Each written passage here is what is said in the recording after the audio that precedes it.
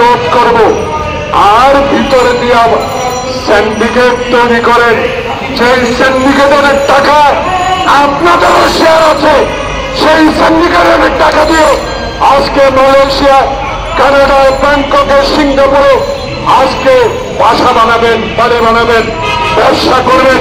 আর বাংলাদেশের গরিব মানুষ একটা ডিম কিনে খেতে পারে না, 1 কেজি মাংস কোথায় 1 পোয়া 1 ছাটার মাংস কিনে খেতে পারে না।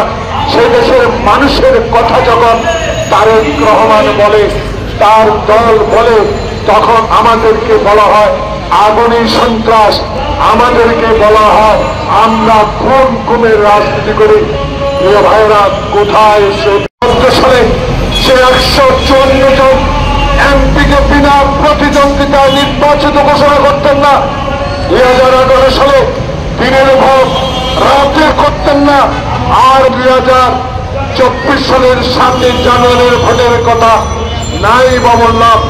সেই নির্বাচন কমিশন আমার গরিবের 2000 কোটি টাকা খরচ করে যে নির্বাচন উপহার দিয়েছে বাংলাদেশে, ভাইয়ে ভাইয়ের নির্বাচন, দামি নির্বাচন, একজনের নির্বাচন, সেই নির্বাচন উনি ঘুমিয়েছিলেন।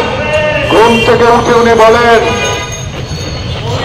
ভোট তো 28% হয়েছে।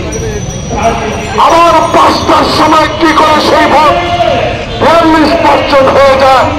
যে দেশের প্রধান নির্বাচন কমিশন 300 এমপির ভোট হয়, সেই নির্বাচন কমিশন ঘুমিয়ে থাকে। হায় রে কপাল, হায় রে দেশ, হায় রে মানুষ, হায় রে আওয়ামী লীগ। দাপটে কথা বলেন, লজ্জা হয় না? দাপট দিয়ে কথা বলেন। কোথায় আমার ইলিয়াস? সেই জবাব আজও দিতে পারবেন না। হাস্যাস্পদ কথা। এই দেশের আইনমন্ত্রী বলে 50 বছরেও রুলি সাগরের 60 সিট হতে